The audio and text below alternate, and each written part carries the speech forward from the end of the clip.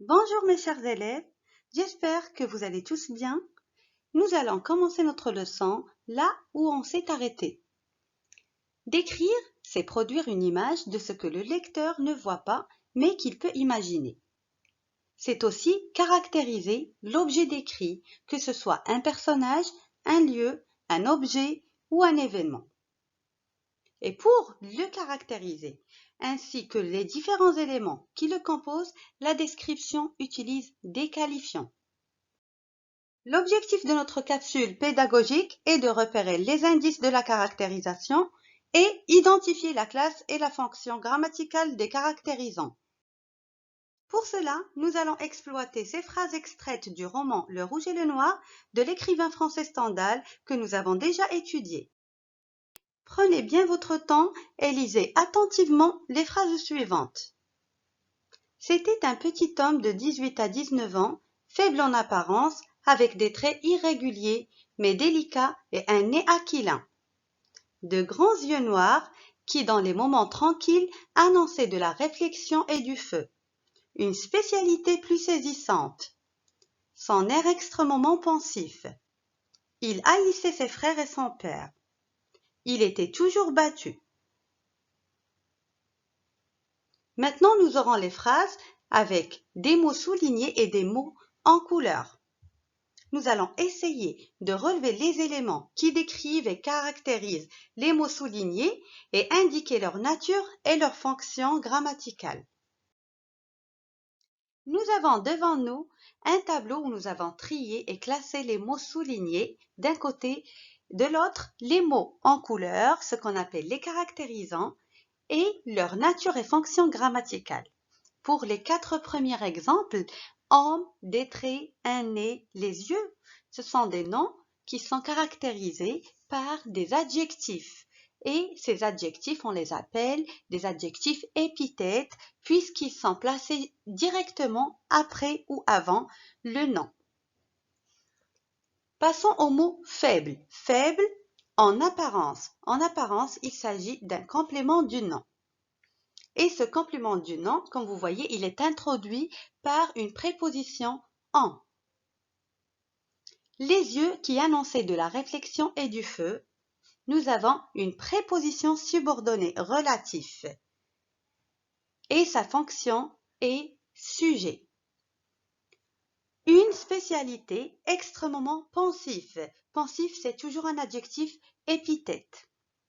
Extrêmement, c'est un adverbe et cet adverbe, il a pour fonction la quantité et l'intensité.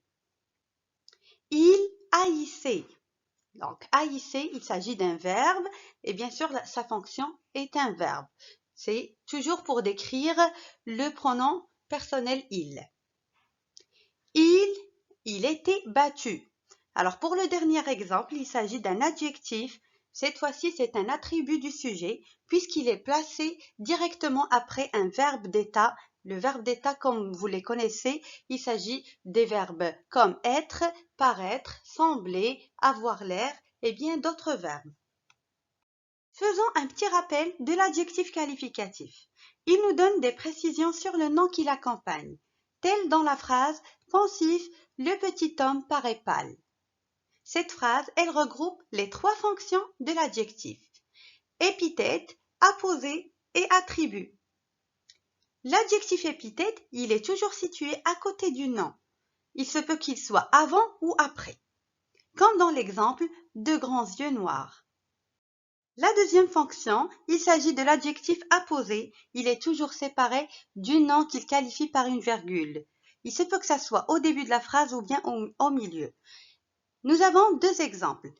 La boîte, grande, prenait toute la place. Ou bien, malade, Samy n'a pu rendre son devoir. Pour la troisième fonction, il s'agit de l'adjectif attribut. Il est relié au nom qu'il qualifie par un verbe d'état. Il ne peut pas être supprimé. Donc, comme vous voyez, il faut maîtriser les verbes d'état. Passons au complément du nom. Il peut être un nom ou un groupe nominal relié au nom par une préposition, comme à, de, par, pour, sans, avec, dans, en, sur. En voilà deux exemples. Ce livre pour enfants, comme vous voyez, il s'agit d'un nom. Le toit du petit village, ici, nous avons un groupe nominal. Il peut être un verbe à l'infinitif, comme le faire à repasser, ou alors un adverbe, comme les élèves d'aujourd'hui. Sachez qu'il y a certains compléments de nom qui sont construits sans préposition, comme la place Jemelfna. Concernant la préposition subordonnée relative, elle permet de donner des informations complémentaires sur un nom ou un pronom sans commencer une nouvelle phrase. Elle est dans la plupart des cas placée derrière le nom ou le pronom qu'elle complète, que ce soit en fin de phrase ou au milieu de celle-ci. Voyons ces exemples. Antoine, qui porte des lunettes, est dans ma classe. Qui porte des lunettes est la relative. Léonie, dont le sourire est magnifique, danse très bien. Donc, la relative ici, on peut bien la supprimer sans qu'elle change le sens de la phrase. On peut bien dire Léonie danse très bien. Ce sont les amis avec lesquels je passe mon temps. Avec lesquels je passe mon temps est la relative. Lucas, que je connais depuis longtemps, est très drôle. Toujours, donc la relative commence par que je connais depuis longtemps pour compléter et donner plus d'informations sur Lucas. Maintenant, nous sommes en mesure de répondre à cette question. Comment appelle-t-on les éléments qui servent à la description? Ce sont des caractérisants. Et qu'est-ce que caractériser? Donc là, nous passons à la définition. Caractériser, c'est décrire un objet, par exemple voiture de course, une chose comme arbre fleuri, une personne telle petit homme, un animal comme cheval de bataille pour pouvoir l'imaginer et avoir une idée sur lui ou elle. Et d'après ce que nous avons vu, la caractérisation s'effectue par les moyens linguistiques suivants, soit un adjectif, un verbe, un nom, un adverbe, un participe passé ou présent, ou alors une préposition subordonnée relative. Et le choix des qualifiants est très important, parce que c'est de lui que dépend l'impression générale ou dominante qui se dégage de la description, et cette impression est d'ailleurs souvent en relation avec les sentiments de celui qui décrit. Je vous laisse ces deux exercices pour s'auto-évaluer et pour voir si vous avez bien compris la leçon. Essayez de laisser la réponse en commentaire. Je vais la corriger une fois que je serai disponible.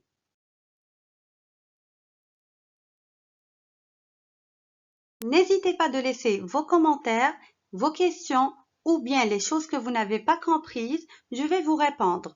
Mais surtout, j'attends vos réponses.